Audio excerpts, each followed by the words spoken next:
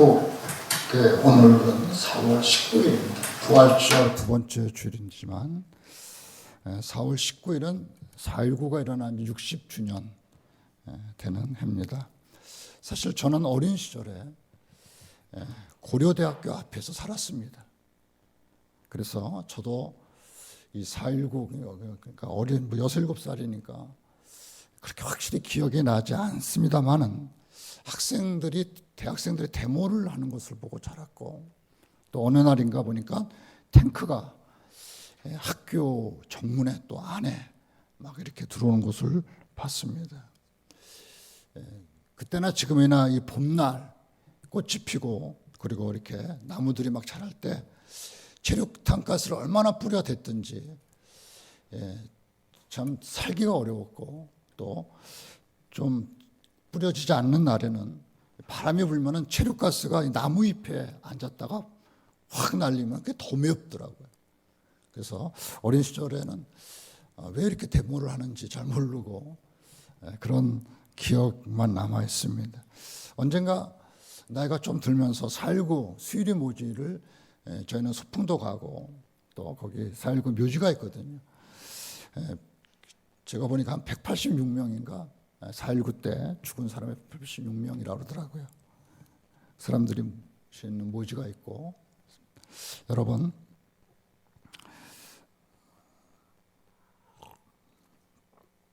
4.19가 저도 뭔지 모르고 자라났습니다. 나중에 이제 알고 보니까 그 당시에 대학생들이 독재 타도 이렇게 해서 주먹을 쥐고 머리띠를 띠고 그냥 정말 그 전쟁터와 같은 그런 상황들을 이제 경험하게 되는데,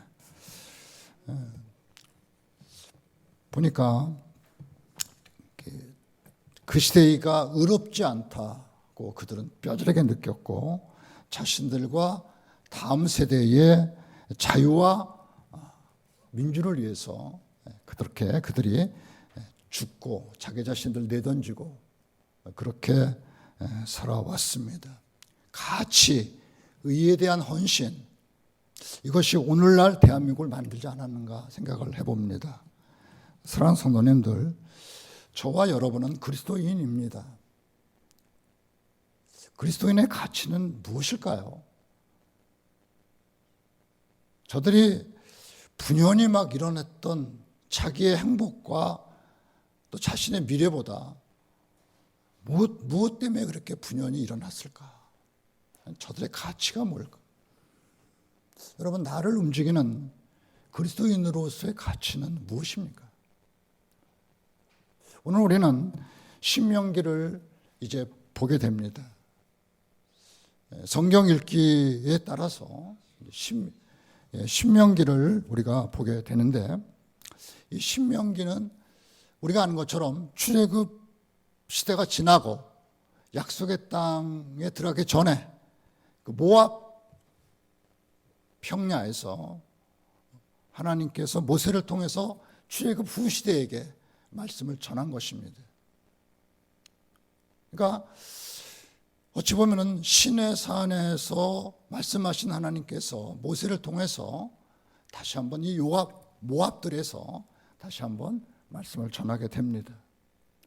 근데 여러 말씀들이 많이 있지만은 그 말씀의 핵심적인 내용은 오늘 본문 속에 잘 나타나고 있습니다. 그게 뭐냐면 보십시오.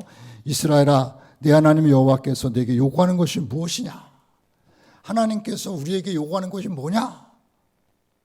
이것이 우리가 하나님 자녀인 우리도 깊이 새겨야 할 우리의 가치고 우리의 생명인 것입니다. 하나님이 요구하는 것이 뭐냐? 곧 내 하나님 여호와를 경외하여 그의 모든 도를 행하고 그를 사랑하며 마음을 다하고 뜻을 다하여 내 하나님 여호와를 섬기고. 여러분, 무엇입니까? 하나님을 사랑하는 것이다. 하나님을 사랑하는 것이, 그것이 하나님의 자녀의,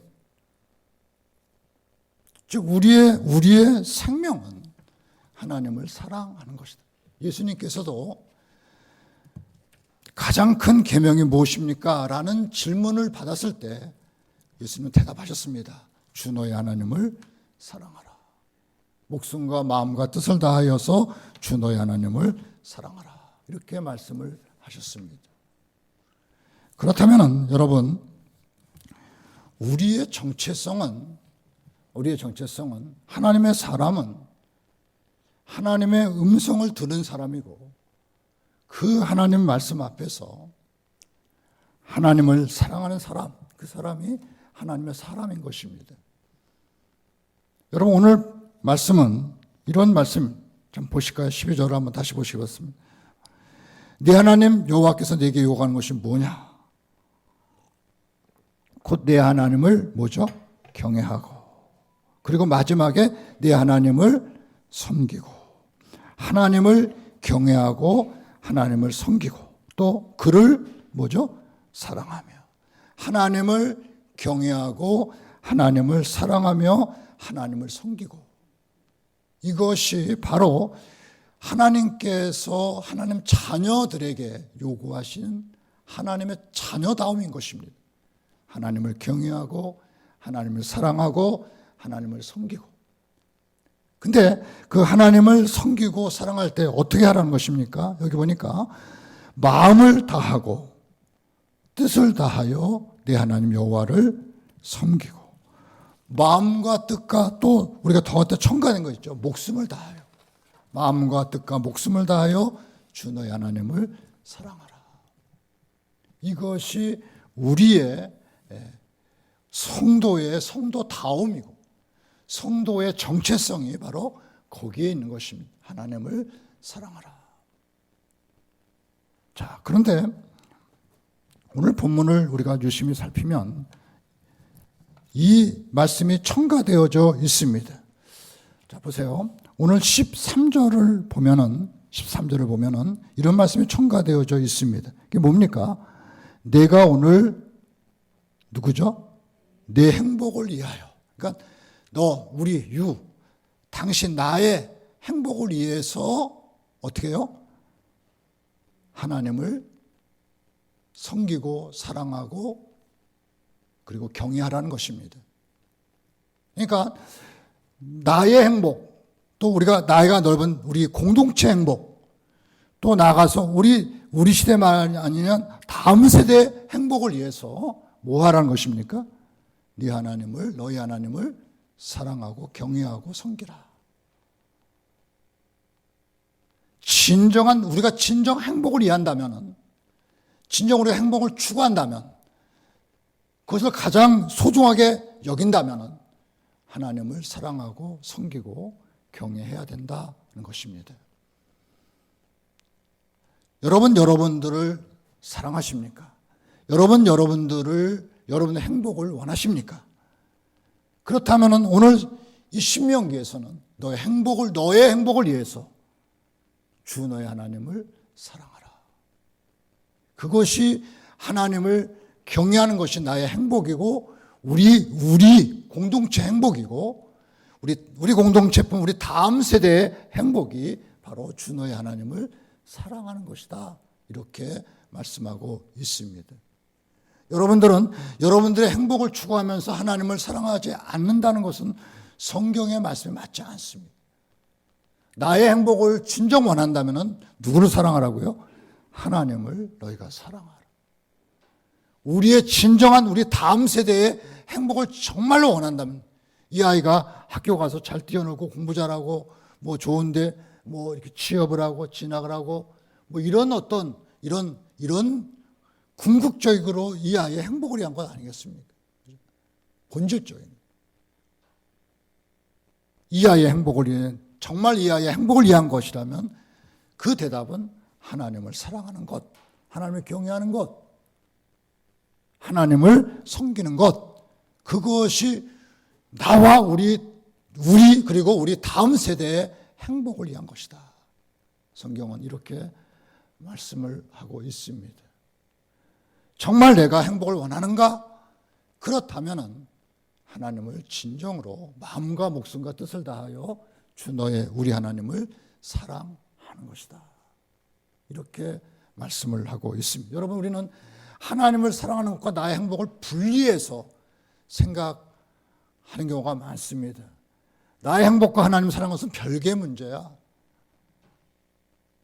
다른 것이야. 이렇게 우리는 오해할 수 있는데 오늘 성경은 명백하게 말씀하고 있습니다. 하나님을 사랑하고 하나님을 경외하고 하나님을 섬기는 그것이 너의 행복을 위한 것이다. 내 행복을 위할 것이다. 이렇게 말씀을 하고 있습니다. 여러분들이 정말 우리가 이 말씀에 근거해서 우리가 정말 행복해지려면 또 행복한 삶을 우리가 살아가고 우리 다음 세대가 그걸 누리려면 어떻게 해야 됩니까? 하나님을 사랑하고 하나님을 경외하고 하나님을 섬겨야 될 줄로 믿습니다. 여러분, 내가 행복을 추구하면서 우리가 돈, 건강, 다른 것들을 사랑할 때 그것은 너의 행복이 아니다. 쏟고 있는 것이다. 그것이 너를 배반할 때 너의 삶은 무너지게 되어 있다. 이것입니다.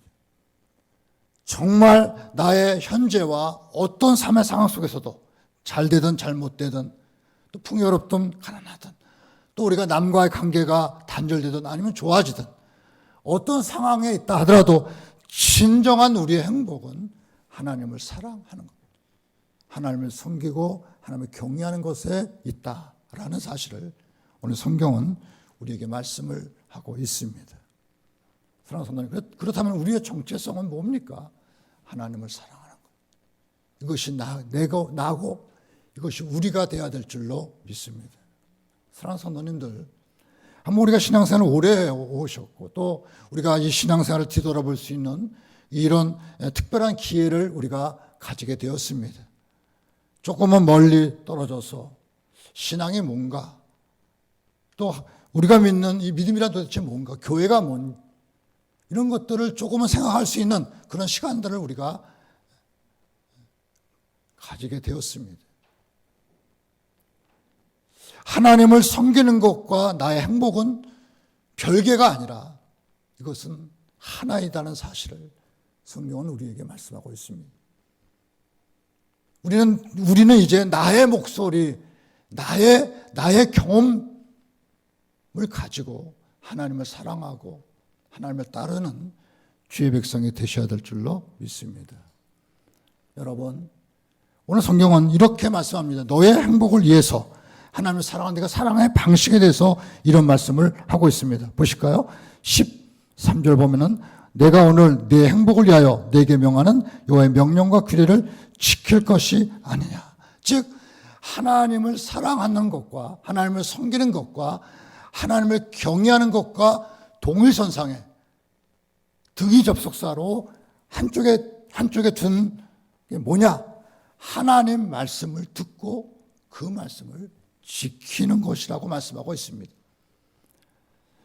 하나님을 사랑한다는 것은 결국 하나님께서 하신 말씀을 사랑하는 것이고 하나님을 우리가 중심에 둔다는 것은 하나님께서 하신 그 말씀을 내 삶의 중심에 둔다는 것과 같습니다.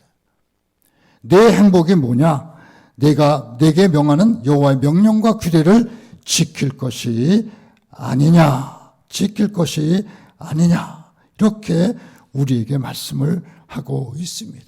즉 하나님을 사랑하는 방식이 뭐냐? 방법이 뭐냐?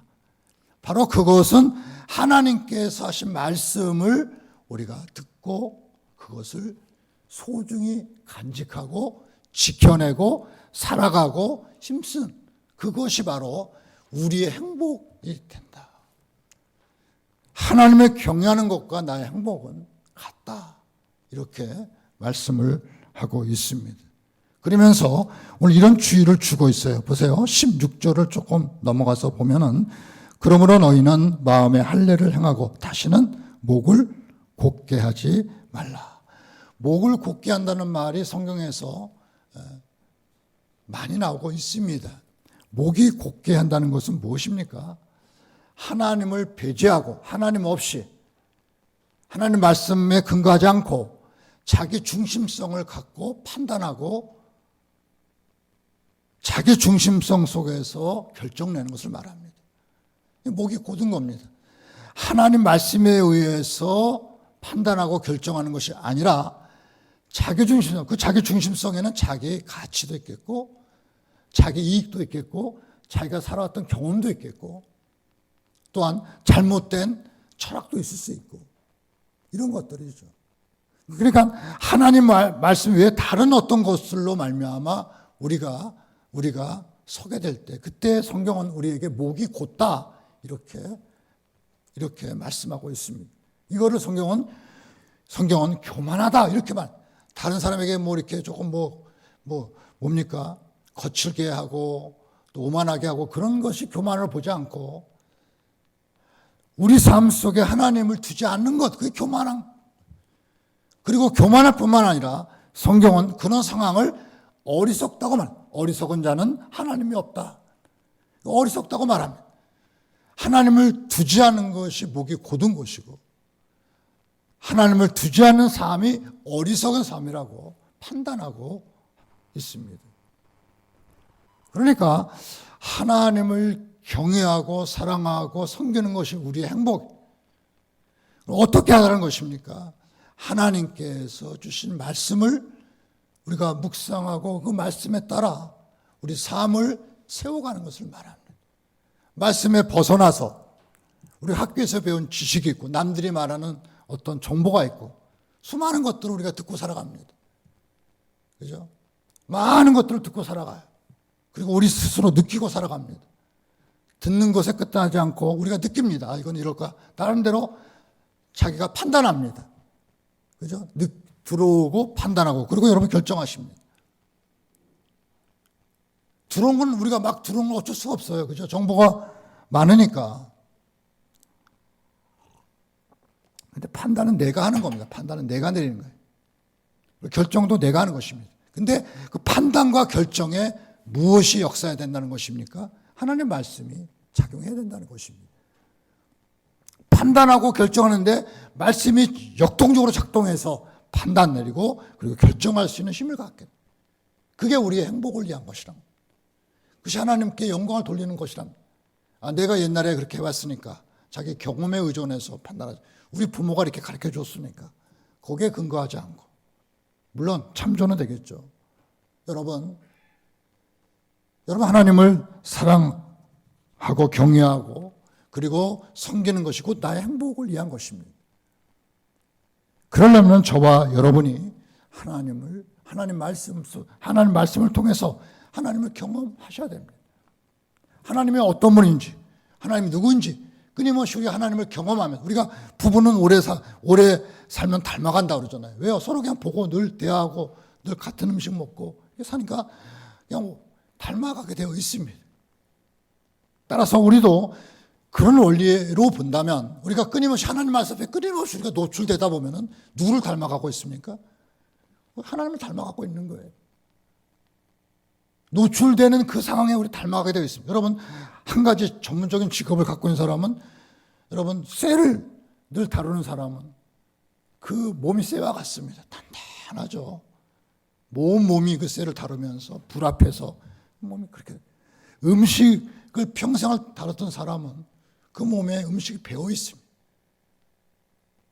그런 것처럼 우리는 하나님 말씀 앞에 끊임없이 노출되어 살다 보면은 하나님의 영, 하나님의 가치, 하나님의 꿈 그런 것들로 우리의 삶이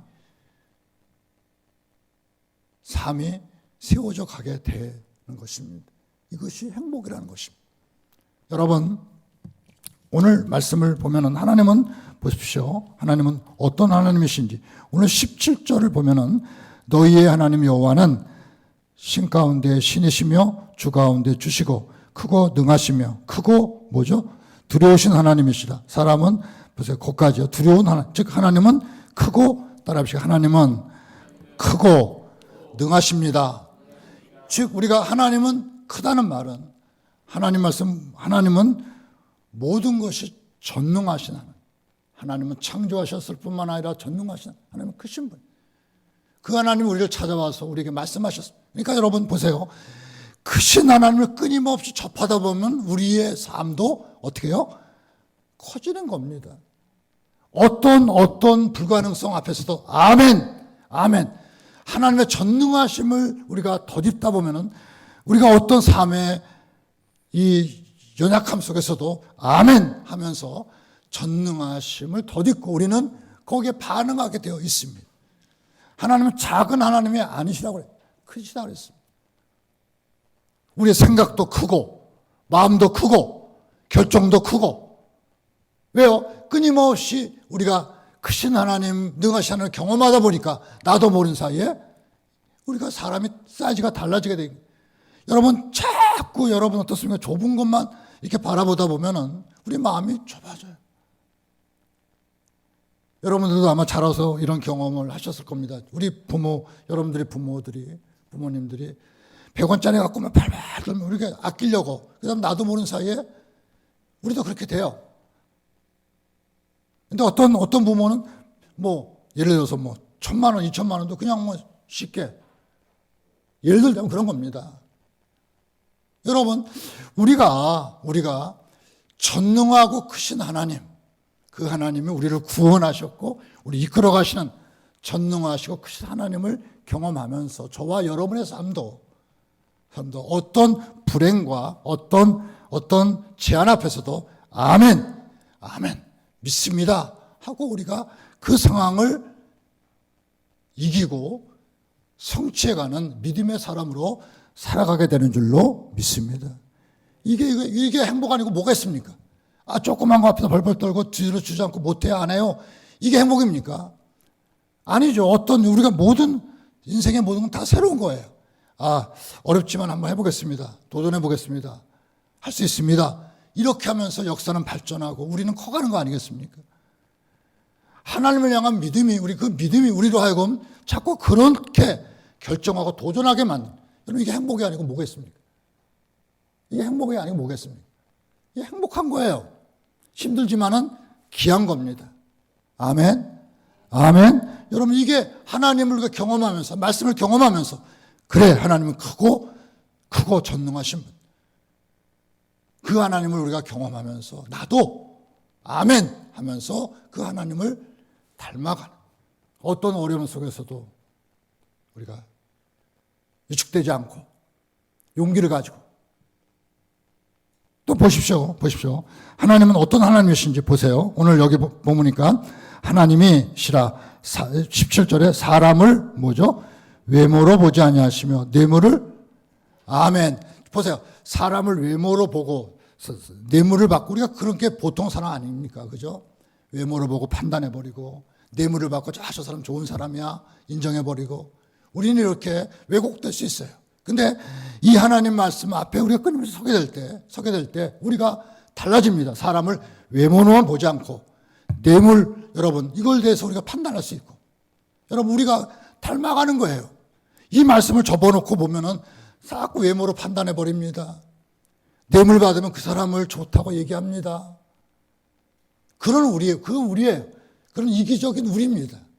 그런 우리가 외모를 보지 아니하시고 뇌물을 받지 아니하시는 하나님을 경험하면서 사람을 공평하게 대할 수 있는 공평한 능력을 저와 여러분이 가지게 되는 줄로 믿습니다.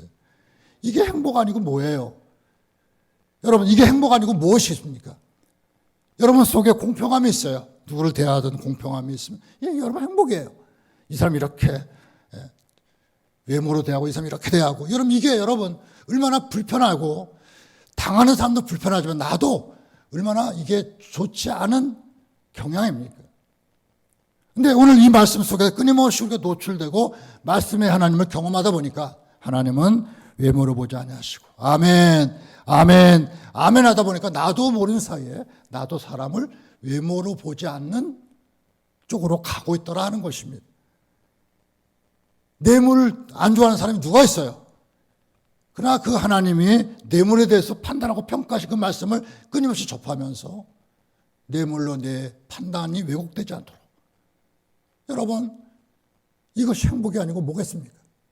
여러분, 뇌물 받고 외모로 판단하면서 사는 것이 행복입니까? 그렇게 살고 있지만 그걸 행복이라고 보는 사람은 없어요.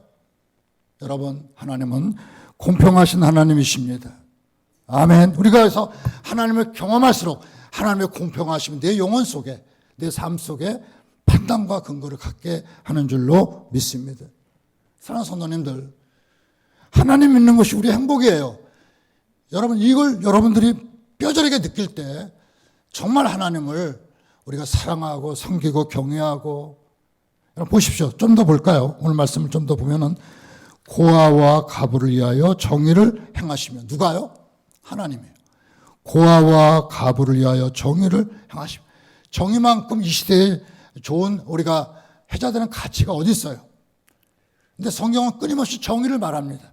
고아와 과부를 위하여 그 대상이 고아와 과부예요. 그리고 조금 나중에 보면 나그네도 나와요. 즉 당시에 사회적 약자는 고아, 과부, 나그네였습니다. 사회적 약자예요. 고아, 남편 없이 혼자 사는 것. 지금 이렇게 뭐 직업이 다양한데도 살기가 쉽지 않은데, 그 당시에는 남편의 그늘 안에 살지 않습니다. 못 사는 거예요. 고아, 아버지가 없어요. 어떻게 살아요? 나그네, 뿌리가 없어요. 고아와 과부와 나그네는 그 시대의 경제적, 사회적 약자들입니다. 경제적인 것뿐만 아니라 사회적 약자예요. 사회적 약자는 관계가 무너진 사람들입니다. 관계가 무너진 사람이에요. 경제적, 사회적 약자입니다. 하나님께서 고아와 과부를 위하여 정의를 행하시며 나그네를 사랑하여 그에게 뭐죠? 떡과 옷을 주시나니. 아멘, 아멘. 떡과 옷, 가장 기본적인 생활입니다. 그러니까 이 말씀을 통해서 우리가 하나님을 경험하면서 우리는 사회적 약자, 경제적 약자에 대해서 관심을 갖게 되는 겁니다. 궁유를 갖게 되고 배려하게 되고. 여러분, 이게 행복이 아니고 뭐가 행복이에요? 여러분, 고아 과부 무시하고 나그네 무시하고 그냥 나 잘 먹고 잘 사는 게 행복한 겁니까? 아니잖아요. 그렇게 생각하는 사람 아무도 없어요. 우리의 이웃이, 가난한 이웃이 그래도 살아갈 수 있도록 보는 것, 고아와 과부와 나그네로 표현되고 있지만 사회적 경제적 약자들이 살아갈 수 있도록 그렇게 배려하는 것, 이게 하나님 마음이에요. 그러니까 우리가 하나님을 경험할수록 우리는 이런 사회적 경제적 약자에 대해서 우리가 마음을 쓰게 되는 것입니다. 공평한 마음을 가질 뿐만 아니라 그들을 위해서 뭔가 우리가 액션을 취할 수 있는 힘을 갖게 되는 것입니다. 이게 행복이 아니고 뭐예요? 하나님을 경외하는 것이 행복이 아니고 뭐가 있습니까? 오늘 하나님께서는 나는 크고 두려운 하나님, 능력의 하나님일 뿐만 아니라 그 하나님께서는 고아와 과부와 그리고 나그네에게 관심과 떡과 음식을 주신 하나님이심을 말씀하고 있습니다.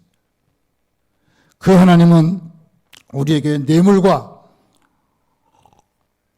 외모로 사람을 판단하지 아니하시는 하나님이심을 말씀하고 있습니다. 그러니까 이런 하나님 말씀에 끊임없이 우리가 접하다 보면은 나도 그 하나님 앞에 반응하면서 우리가 살아가게 되는 것입니다. 이게 여러분의 행복이라는 것입니다. 돈이 많아, 그거 좋죠. 건강한 거 좋죠. 사회적 관계 유지가 좋죠. 다 좋습니다. 그러나 그 좋은 것들이 뭉쳐서 행복하냐? 그건 또 다른 차원의 문제예요. 여러분, 모든 것 다 갖출 사람은 아무도 없습니다. 돈이 있으면 건강이 나쁘고, 건강이 있으면 또 뭐 이렇게 사회적 관계가 단절되고, 뭐 이렇게 한 군데 비어있는 것이 인간이에요. 완벽하지 않습니다. 여러분, 우리가 하나님께서 저와 여러분의 행복을 위해서 이 말씀을 주신 줄로 믿습니다. 하나님을 사랑하고 경외하고 섬기면 우리가 진정 행복한 사람이 되는 거예요.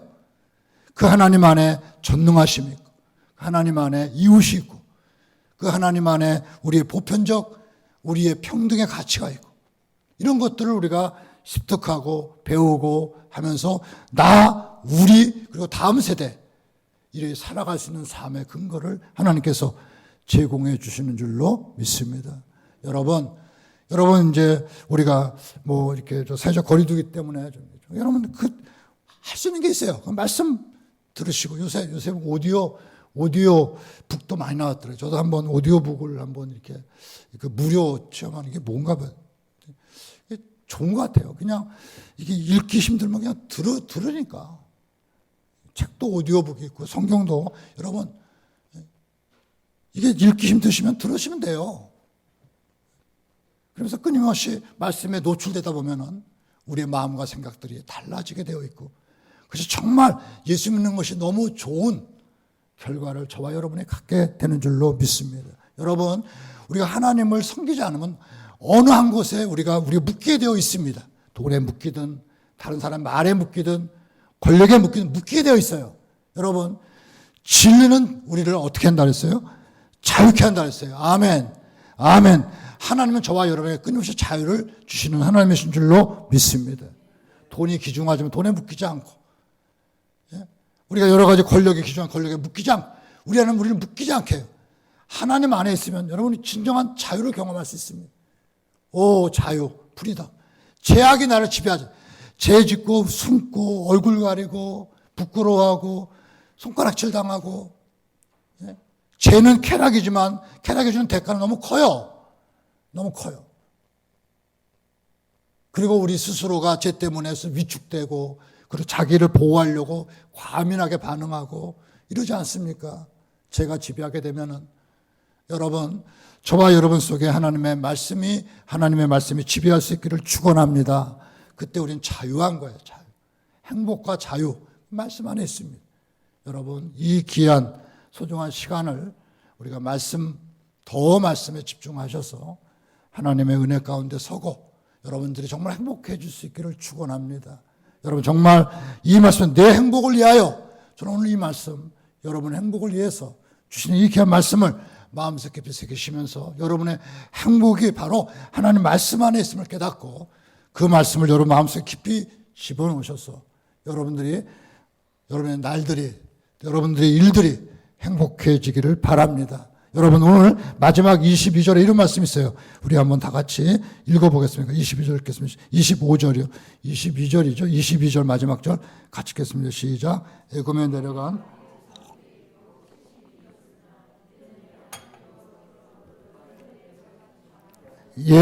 행복은 단지 마음에 있는 것이 아니라 여기 보면 이 물량적으로 하나님께서 우리에게 말씀하고 계십니다. 여러분, 이런 귀한 은혜를 우리 모두가 받고 예수 믿는 것이 너무 좋은, 너무 행복한 이런 믿음의 사람으로 서시기를 주님의 이름으로 간절히 축원합니다. 아멘.